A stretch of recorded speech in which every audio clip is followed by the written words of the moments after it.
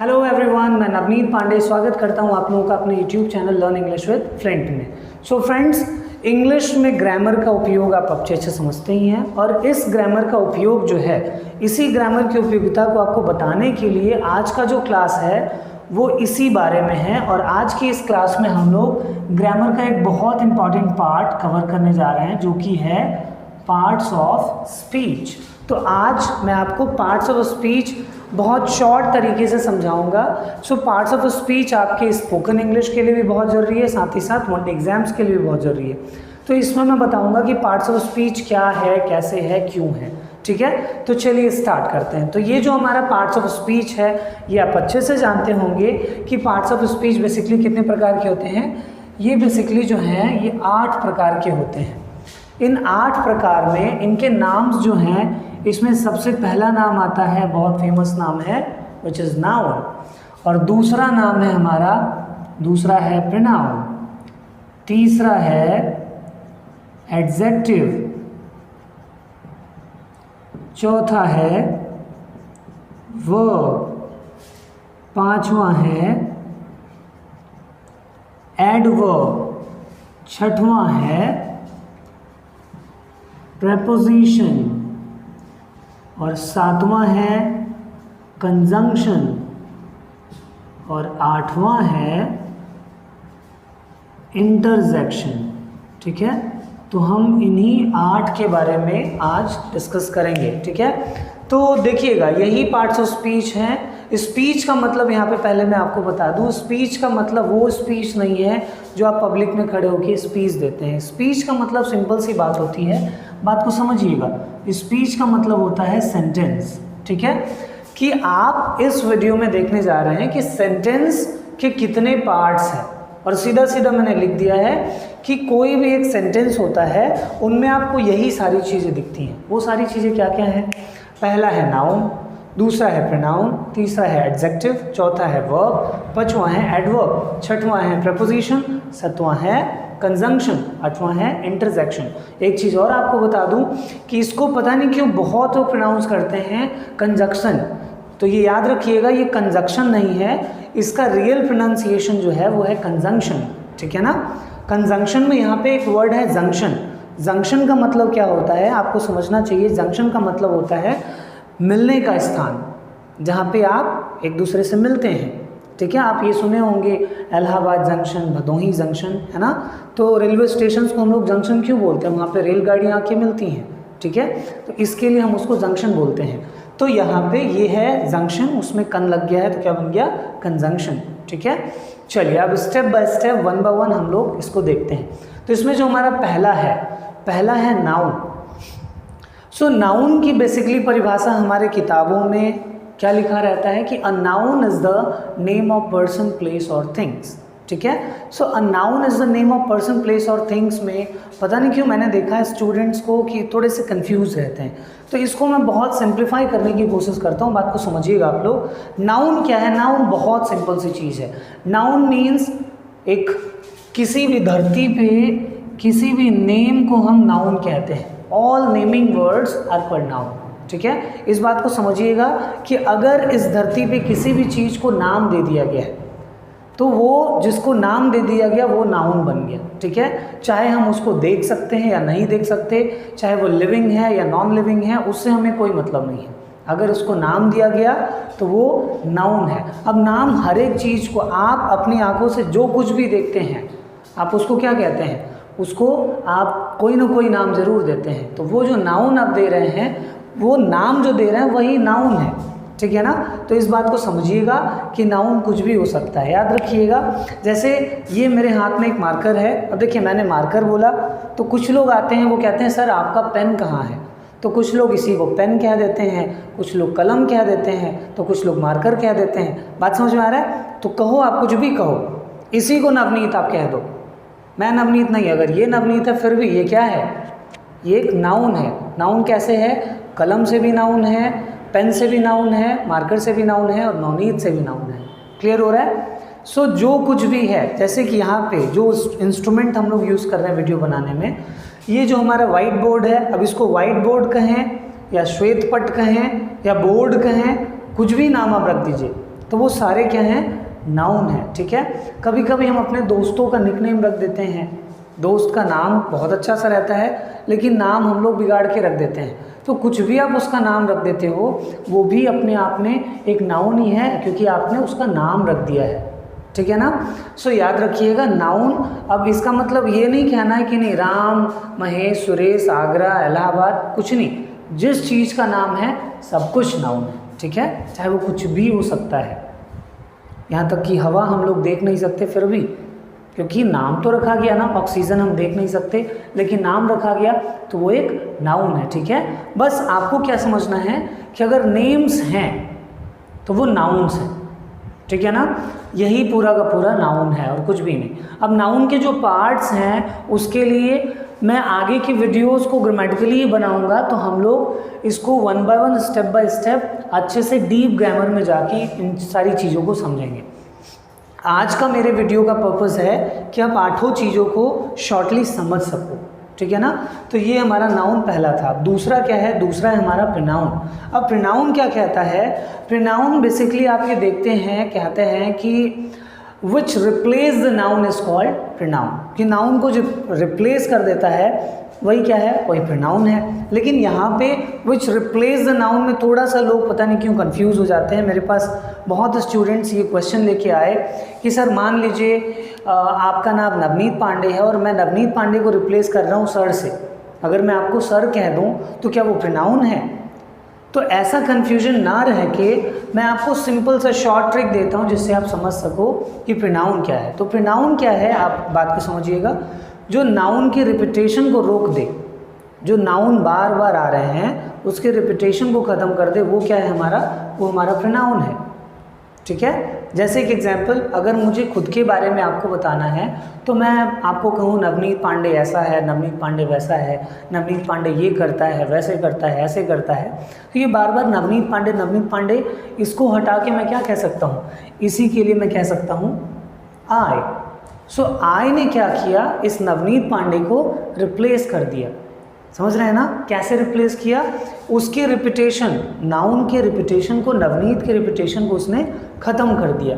तो याद रखिएगा प्रोनाउन क्या होता है, प्रोनाउन बहुत सिंपल सी चीज़ है जो नाउन के रिपीटेशन को ख़त्म कर दे। जैसे एक प्रोनाउन आपको पता होना चाहिए, ये वर्ड देखिए एवरीवन या एवरीबडी। अब इसमें देखिए एवरीबडी, लोगों को बहुत कन्फ्यूजन रहता है स्पोकन क्लासेस में कि ये नाउन है कि प्रोनाउन है। बात को समझिए, एवरीवन है क्या, सिंपल सी बात है। एवरीवन, अगर मैं कभी कभी आप स्पीचेस देते हैं तो आप सुने होंगे good morning everyone. So everyone में मान लेते हैं कि आपके वहाँ पे ऑडियंस में लगभग 40 लोग हैं, तो क्या गुड मॉर्निंग राम, रहीम, सुरेश, महेश सबका नाम लेंगे? तो इसने क्या किया, इस एक एवरीवन ने सारे नाम को, नाम के रिपीटेशन को ख़त्म कर दिया। समझ में आ रहा है? तो इस तरीके से ये क्या बन गया, ये एक प्रोनाउन बन गया। ठीक है ना, इस चीज़ को समझिएगा। अब प्रोनाउन अगर समझ में आ गया हो तो चलते हैं नेक्स्ट पे। तो नेक्स्ट पार्ट है हमारा एडजेक्टिव। अब एडजेक्टिव क्या होता है, अब ये समझते हैं। सो एडजेक्टिव क्या करता है, ये नाउन या प्रोनाउन के मेरिट्स या डीमेरिट्स को दिखाता है, मतलब उनकी विशेषताओं के बारे में बताता है। अब वो विशेषताएं अच्छी भी हो सकती हैं और बुरी भी हो सकती हैं। एक एग्जांपल देखिएगा, जैसे मैं कहूँ I am good. So I am good में ये क्या है, ये आपको गुड जो है ये आई की विशेषता बता रहा है कि मैं कैसा हूँ, मेरी क्वालिटी दिखाई जा रही है कि मैं अच्छा हूँ। ठीक है ना, अगर मैं यहाँ पे आई एम गुड की जगह मैं कर दूँ I am fantastic, I am superb, तो समझ रहे हैं कि नहीं, ये सारी चीज़ें, आई एम ओके कुछ भी कह दें तो वो सारी चीज़ें जो हैं इसमें क्या कर रहे हैं हम, नाउन या प्रोनाउन के गुण को दिखा रहे हैं कि वो किस हिसाब का इंसान है। ठीक है, और यही नहीं, ये तो मेरिट की बात रही, और साथ ही साथ अगर हम इसमें कह दें आई एम गुड की जगह ये भी हो सकता है ना I am bad. So I am bad, यहाँ पे बैड भी क्या है, ये भी एक विशेषता है, बात को समझिएगा, लेकिन ये नेगेटिव विशेषता है। ठीक है, सो आई एम गुड कहें या आई एम बैड कहें, इन सब में गुड और बैड दोनों क्या हैं, हमारे एडजेक्टिव हैं। ठीक है, तो ये इस हिसाब से एडजेक्टिव बनता है। आप किसी को भी आप उसके बारे में विशेषता बता, जैसे एक एग्जांपल देखिएगा, अगर मैं कहूँ ब्यूटीफुल गर्ल केम। अब इसका मतलब यहाँ पे क्या है, देखिए यहाँ पे ये जो गर्ल है ये हमारा एक नाउन है, ठीक है ना। अब इस नाउन की विशेषता क्या है कि वो नाउन जो है वो सुंदर है, ठीक है। तो यहाँ पे ये जो ब्यूटीफुल वर्ड है ये क्या बन गया हमारे लिए, ये हमारे लिए एडजेक्टिव हो गया, ठीक है ना। तो एडजेक्टिव सिंपल सी चीज़ है कि जो क्या करता है, जो नाउन या प्रोनाउन के मेरिट्स या डीमेरिट्स को बताता है, उसकी क्वालिटीज़ को दिखाता है। अब क्वालिटीज़ ये याद रखिएगा, क्वालिटीज़ जो होती हैं वो पॉजिटिव भी होती हैं और नेगेटिव भी होती हैं, सबकी अपनी अपनी क्वालिटीज़ हैं, ठीक है ना। सो जो भी क्वालिटी दिखाएगा वो सारा क्या दिखाएगा, एडजेक्टिव दिखाएगा। और एक चीज़ याद रखिएगा, एडजेक्टिव के कारण ही स्पोकन इंग्लिश में आप सेंटेंसेस को ब्यूटिफाई करते हैं, ये हमेशा याद रखिएगा। अगर ब्यूटिफिकेशन पे वर्कआउट करना है आपके सेंटेंसेस में तो आपको एडजेक्टिव बहुत हेल्प कर सकता है, ठीक है। तो ये था हमारा एडजेक्टिव का पार्ट। एडजेक्टिव के बाद नेक्स्ट आता है वर्ब। अब वर्ब क्या होता है, verb means simple, it is action. So जो भी काम आप कर रहे हो, जैसे इस समय मैं आपको पढ़ा रहा हूँ तो मेरा वर्ब क्या है, पढ़ाना। सो पढ़ना, लिखना, सोना, धोना, नहाना, ये सारी चीज़ें क्या हैं, वर्ब्स हैं। और वर्ब्स बहुत सिंपल है, कोई दिक्कत नहीं है इसमें। नेक्स्ट आता है एडवर्ब। अब एडवर्ब क्या करता है, इस बात को समझिएगा। एडवर्ब जिस हिसाब से ये एडजेक्टिव जो है ये नाउन या प्रोनाउन को दिखाता है, उसी हिसाब से ये एडवर्ब जो है, ये adverb verb, adjective, preposition, conjunction, इन सभी की क्वालिटीज़ दिखाता है, इन सभी की मेरिट्स या डीमेरिट्स दिखाता है, ठीक है। जैसे एक एग्जांपल मैं आपको दिखाता हूँ तो समझ में आएगा। He plays cricket well. So यहाँ पे देखिए, ही इज़ वेल अगर मैं कहता ही इज़ वेल तो मैं उस प्रोनाउन की क्वालिटी दिखा रहा था। बात को समझिए, दो अलग अलग सेंटेंस है।